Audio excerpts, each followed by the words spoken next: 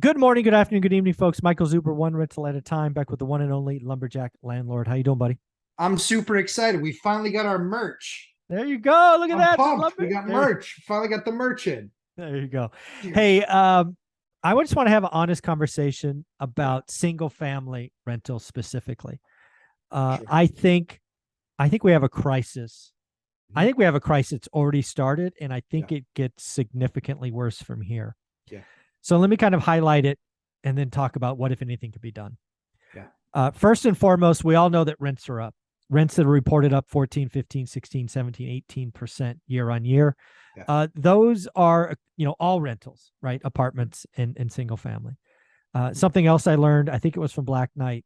It was John Burns Real Estate Consulting, a great follow on Twitter, that the quantity of single family rentals has gone down since the pandemic, which Yes. makes sense, right? Yeah. Single family mom and pop landlords who own the predominant share of single family rentals were screwed for 2 years. Hmm. And a lot of them got angry Hmm. and eventually kicked the tenants out, cleaned it up, sold the house. Hmm. So what we have now in 2022 is less single family rentals than we've Hmm. had in the last decade.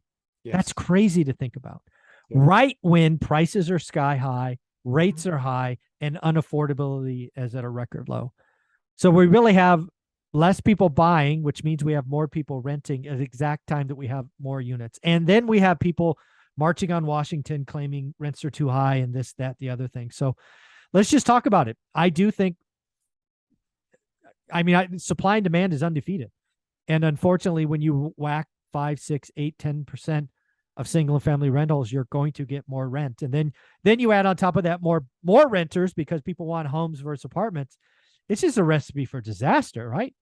Yeah, I mean, I think even large units too, like all my duplexes that are 4 bedrooms and Oh, 5 bedrooms, exactly. that price appreciation has been insanity, like absolute insanity. Yeah, I mean, I think it's going to be a continued problem. I think that, and especially because let's face it, the houses that are being rented are not anything that's been built even in the last decade or even That's 20 yeah, years. that's not you can't get you can't you if you're looking for an affordable single family home, it's not going to be a No new such thing. construction. Yeah. No. Mm-mm. Yeah. Well, and that's the thing is, even with the old labor and lumber rates and everything else, 1,600 square foot homes where I am, brand new construction, were 750. Yeah. Yeah, And exactly. a It's just 16 and a typical 60-year-old mid 60s ranch, that was being built back then, that was selling for half, 350. yeah.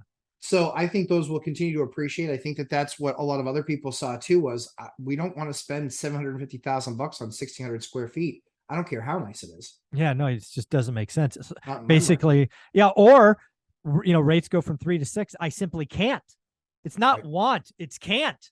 Right. But I 100%. want to rent a home because I want a backyard. I want a Zoom call for my office in a den. I want a garage for my crap.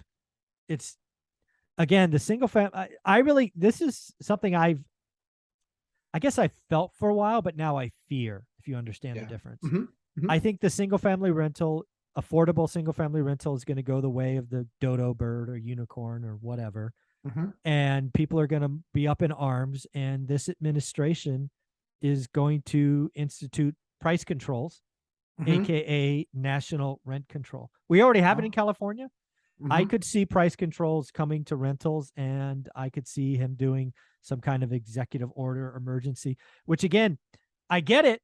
I understand how it feels, but what's going to happen? You're going to lose more rentals because landlords are going to say no, thank you. I will take mine off this market and I will sell it to an owner occupant. This doesn't end well. This doesn't end well for anyone. It It's doesn't. bad. Yes, it's very bad. Yeah, I don't, and I honestly, I mean, the Great Giveaway Administration, I don't see it improving. It's improving if you're in line to get something given to you, but it's not improving if you aren't. And Yeah, so I think, go it's ahead. just this. I, this is again. I want to be very clear. This ends badly for everyone. Yeah, of course it does. We need And more, not less units. Let's be very, yes, very clear. We got to yeah. fix the supply side, not the demand side. Is that So, quick question. So, having been a commission sales rep, yes? how do you get the behavior from your reps that you desire? I incent the behavior I Wait, want. I, what? I don't restrict the behavior.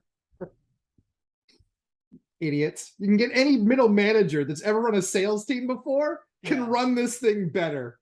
It's you incent what I'm referring to, and Mike knows this obviously, all of his years of experience, all my years of experience. I just got off the phone with another guy that's a VP as well.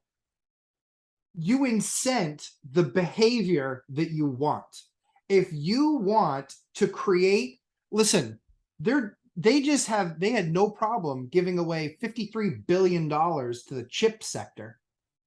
So at the end of the day, I don't want that subsidy. All you need to do is take away all of the excess fees. $25,000 is what the cost of my impact fee and my sewer connection fee was going to be. $9,000 for the plans. When it's all said and done, before I move an ounce of dirt with the other fees that are associated, I am at $41,000 to convert a garage to a 1-bedroom apartment, and I haven't put in a 2x4 yet. I've spent no money other than fees and paperwork. 40 grand. I was going to build 4 affordable single family homes on a lot I already own. Yeah, no, you won't. 100 grand, and it was not guaranteed to be a yes answer. Yes. No, thank you. Right. No, thank you. This is the problem, is that you look at areas where the median home price has had not so much great increase. Houston is one of them. I think it's actually the best one. And it's because they have much looser zoning restrictions. Yeah. And this is what smarter states are going to start to adopt. Now, there have to be some general parameters. No one wants to be building, and no one wants to have a $200,000 house built next to their $1.5 million neighborhood. Nobody wants that. But likely land is going to be the driver there. Yeah. But Washington, if you want a certain behavior, incent it, A, and B, don't come out against the industry as a whole. Those are just 2 free pieces of advice that I would recommend. Yeah. So again, I am very, like I was interested 6 months ago. I'm like, Sure. this could get bad. It is bad, and It's horrible. It's going to get worse. We're on a negative trend for units. And then if you institute anything that smells like price controls to landlords, they're going to flip you the middle finger. They're going to kick everybody out, clean it up, and sell it. So if you're trying to fix owner occupants and you want more inventory, maybe that's a way to do it. But we have demand for affordable single family rentals. And my fear is we are going to flip off those owners and ask them to suck it up again. And they're going to say, no, thank you. This could get really, really bad, really, really fast. Really, really true. Yeah. Mike, this is the direction we're heading. Everything that's being incented is to get you the behaviors that we're now seeing. And I can tell you, this is why I always bought 3, 4, and 5-bedroom units. Yeah. I only started acquiring 2 bedrooms and 1s because I had great tenants that were then downsizing, and I was tired of just giving great tenants to my friends. So I said, I'm going to have some of that. But everything that we buy, almost everything that we focus on is 3, 4s, and 5s. It's bigger stuff. It's rarer stuff. And I know eventually that single family supply from a rental side, in my state, it doesn't even make sense. In other states, it's going to run out.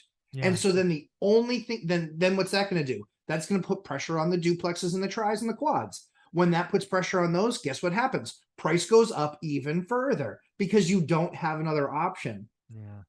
Man, I'm smart for 9th grade dropout. Yeah. Love it. Yeah. So this is definitely something I'm watching. Again, I had it was on my radar. It's now front and center. I think we're going to see more and more, and rightly so. I mean, rent is a problem. I get it. And I agree. But I believe the administration is going to, frankly, they're not going to tackle the problem, which is supply. Right.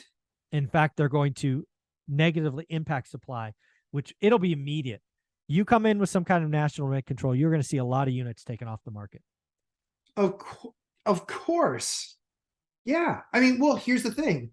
Keep on making stupid decisions, and eventually you're not going to be around anymore and have input in that decision.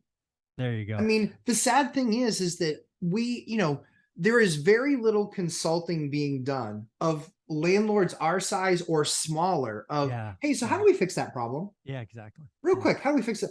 No one's asking me. No one's asking me. And so I'll take it to people, and I'll take it to Section 8, and I'll take it to the CAT program, and I'll take it to all these different areas. And I'll take it to all these different and have all these different conversations. And at the end of the day, it's not going to get fixed. They are very interested in creating more demand because they don't understand economics. Yeah. And they are far less interested in creating the supply that meets that demand. Well, supply's hard, Matt. You don't understand. Supply's I know hard. it's hard. Big problems. Mike, why do we get paid what we get paid? There you Because we go. fix big problems. There you go. Well, do me a favor. How can people follow you? Because you put out amazing stuff. Thanks, Mike. Lumberjack Landlord on YouTube and on Instagram, and then 11:30 a.m. Eastern time. And in amazing Michael Zuber's absence tomorrow, we are going to have a guest sit in on the Three Amigos, Millennial Mike. Oh, that is going to be awesome. I'm going to have to watch that. Well, you'll Guys, be back next week, right? Yep, I'll be back next week. All right. That's good enough for me. There you go. Thanks, buddy. I appreciate it. Thanks, Mike. Mhm.